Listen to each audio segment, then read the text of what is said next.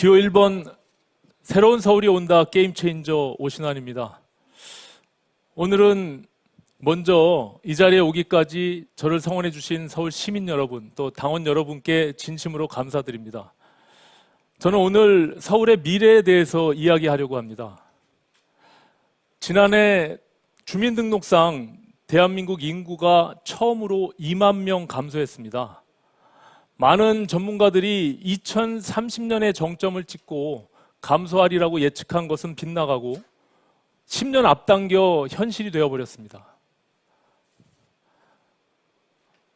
문재인 정부의 부동산 정책, 또 일자리 정책, 그리고 저출산 정책의 실패가 낳은 대재앙입니다.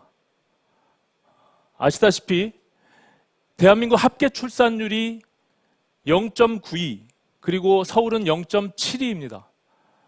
전 세계 0점대 출산율을 갖고 있는 나라는 우리나라뿐이 없습니다. OECD 최하위 국가입니다. 20년 내 결혼 건수는 가장 최저를 기록했습니다. 정말 이대로 가다가는 우리 생산 연령 인구는 급감하고 또 노년 인구는 급증해서 우리 대한민국 경제와 재정에 큰 압박을 주고 최악의 상황으로 갈 것입니다. 하지만 역설적으로 인구수는 주는데 가구수는 늘어나고 있습니다. 정리해 주시죠.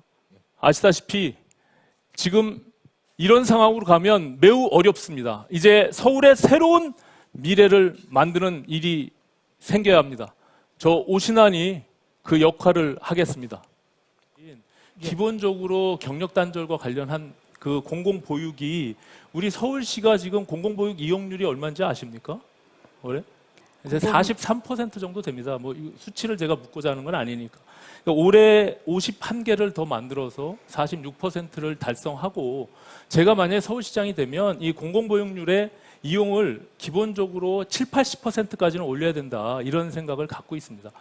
지금 청년수당 말씀하셨는데요. 기본적으로 지금 서울시가 하고 있는 청년수당 제도가 있는데 한 2만 명 정도를 50만 원씩 300만 원 한도에서 주고 있거든요. 근데 제가 말씀드린 것은 지금 코로나 팬데믹 이후에 가장 지금 고통받고 있는 세대가 2030 세대라는 것이 작년에 한국은행에서 발표한 분석 자료에 있습니다. 일자리를 잃고 또 실업수당도 끊긴 분들에 한해서 한계에 대해서 지원하는 그런 제도를 말씀드린 거고요. 이게 2년의 한시적인 지원이기 때문에 1인 생계비가 지금 109만 원입니다. 2021년도에. 거기에 50%, 54만 5천 원까지 캡을 씌워서 지원하는 그런 제도라는 것을 말씀드리는 겁니다. 근데 재원이 엄청난 재원이 드는 것으로 추산을 하신 것 같아요. 네. 3조가 넘는 재원인데 3조 그 5천억은 2년치에 한정돼 있는 예, 거고요. 말씀하시죠. 1년에 한 1조 7천억 정도 되는 예산인데요. 그것은 우리가 2년의 한시적인 재원들을 제가 공약한 것이기 때문에 10년의 재정 계획들을 세워서 한 1년에 3,500억씩 그것을 줄여나가면 충분히 가능한 재원이다라고 말씀을 드리는 거고요. 이미 서울시에서 박원순 시장이 2번에 걸쳐서 재난지원금을 통해 가지고 지원한 사례가 있습니다. 그걸 먼저 쓰고 향후에 추가 경정 예산이나 그 이후에 본 예산에 반영하겠다고 제가 말씀을 드린 거죠. 그러니까 공약을 제대로 안 보신 건데 아까 말씀드린 그런 숨트론 6조 원 기금은 어떻게 만드실 거예요? 저는 1조 7천억에 대해서 말씀을 드렸는데 6조 원은 어떻게 만드실 거예요? 순세계 잉여금만 해도 2조 5천억 원이 됩니다. 그래서 순세계 잉여금을 기본으로 해서 거기에 실질적으로 이 재정 다이어트를 하면 충분히 만들 수 있다는 것이 저희가 예산 추경에 나왔는데요. 제가 1조 7천억 만드는데 그것을 문제 제기하셨는데 네, 중요한 6조 원을 어떻게 1년에 만듭니까? 21분 직주의 거리에 있는 21분 다핵도시를 만들겠다라고 하는 박영선 후보의 공약. 나 후보님도 굉장히 비판을 많이 하셨고 저도 마찬가지인데 그 박영선 후보의 공약과 무엇이 다른 것인지 그걸 한번 설명해 주실까요? 갑자기 이제 주제를 아까 재난지원금 5천억 중에를 갖고 드렸습니다.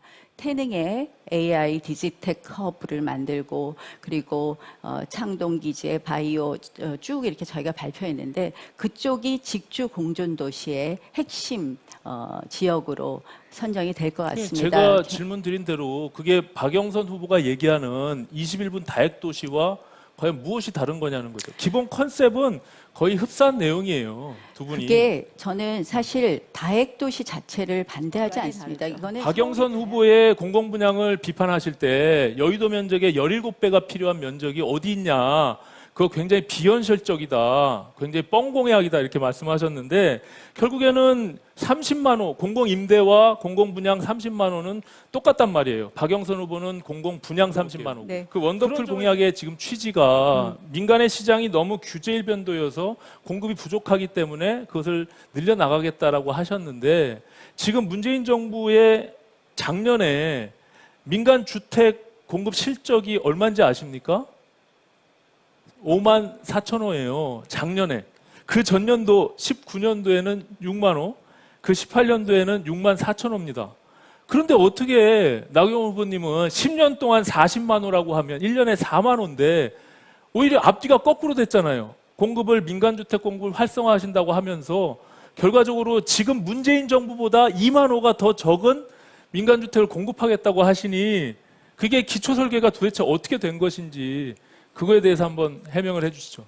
기본적으로 문재인 정부 박원순 10년 동안 총량이 75만 호예요.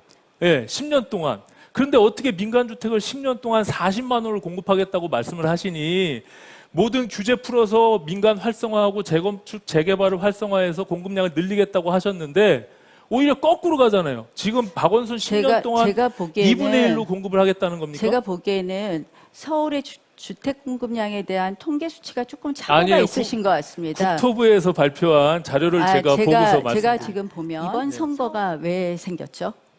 박원순 전 시장의 성추행 의혹으로 시작됐죠. 예. 네, 그걸 위해서 어떤 공약을 내셨죠? 제가 가장 먼저 낸 공약이 그거잖아요. 예.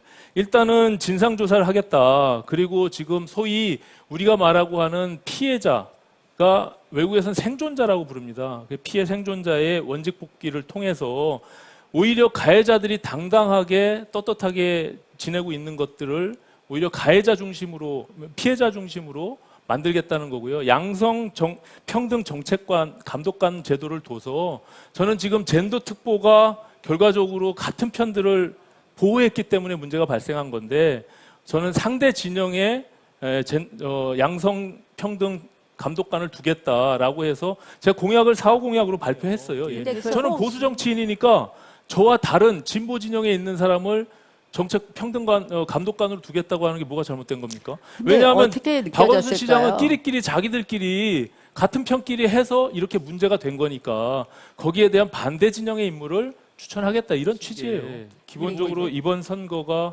중원의 싸움이 너무 중요하다 이렇게 생각하고 계신 거죠. 결국에는 확장을 해야지만이 우리가 이길 수 있는 거 아니겠습니까? 그런데 함께하는 세력이 다 같이 해야 되는 거죠. 그런데 이제 아시다시피 우리가 강경보수의 깃발을 들고 결국에는 승리할 수 없다는 것은 나 후보님도 알고 계신 거 아닙니까? 네. 그죠. 그래서 우리가 최악을 막기 위해서는 우리가 얻을 것을 취해야 된다라고 말씀을 드렸잖아요. 근데 하나도 못 막고 결과적으로 다 통과되고 그 다음에 남은 것은 나 후보님 포함한 지금 23명의 의원들이 기소가 돼서 재판을 치르고 있지 않습니까? 그래서 저는 이런 위기의 서울시의 상황에서 과연 이렇게 갈등과 충돌을 유발하는 그런 리더십이 맞는 것이냐. 필요에 의해서는 지금 서울시 의회가 109명 중에 101명이 민주당의 의원들이에요. 국회는 180석을 지금 민주당이 장악하고 있잖아요. 그럼 무조건 반대하고 강경하게 나간다고 해서 문제 해결할 수 있는 것은 아니다. 이런 말씀을 드리는 겁니다. 지금 말씀하신 6조 원의 기금이나 예산들 또 공시지가 같은 경우 70% 낮추겠다, 재산세 50% 낮추겠다 이런 부분들을 의회를 통과해야 되잖아요. 그러면 그건 어떻게 통과시킬 겁니까? 이번 선거는 야당이 반드시 이겨야 합니다. 이기려면 바꿔야 합니다. 사람을 바꿔야 우리가 10년 전의 실패를 서력할 수 있습니다. 이번 선거는 그 어느 때보다 중원의 싸움이 매우 중요합니다. 시민들의 아픔을 이해하고 청년들과 같이 호흡할 수 있는 그런 젊은 후보가 나서야 합니다. 강경보수의 깃발로 과거로 돌아가면 10년 전의 실패를 다시 할 수가 있습니다. 정치력이요? 정치력은 인지도에 비례하는 것이 아닙니다. 그리고 강한 리더십은 충돌과 갈등을 유발하는 리더십이 아닙니다. 서울 시민들의 고통과 욕구를 가슴으로 이해하며 공감할 수 있는 공감 능력, 그리고 현실의 문제를 이해하고 풀어갈 수 있는 문제 해결 능력이 필요합니다. 저 게임 체인저 오신환에게 기회를 주십시오. 변화와 혁신을 통해 반드시 승리하겠습니다. 저 오신환, 코로나 사태로 시작한 K-양극화에 대해서 서울 시민들의 삶을 지키는 따뜻한 시장이 되겠습니다. 그리고 무주택 서민들, 청년들에게 주거 사다리를 만들겠습니다. 자영업 소상공인들의 폐업 공포로부터 삶을 지키겠습니다. 도시를 살리고 일자리를 만들고 사람을 키워내겠습니다. 서울의 미래는 오신환입니다. 미치도록 일하고 싶은 저의 손을 꼭 잡아주십시오. 대단히 고맙습니다.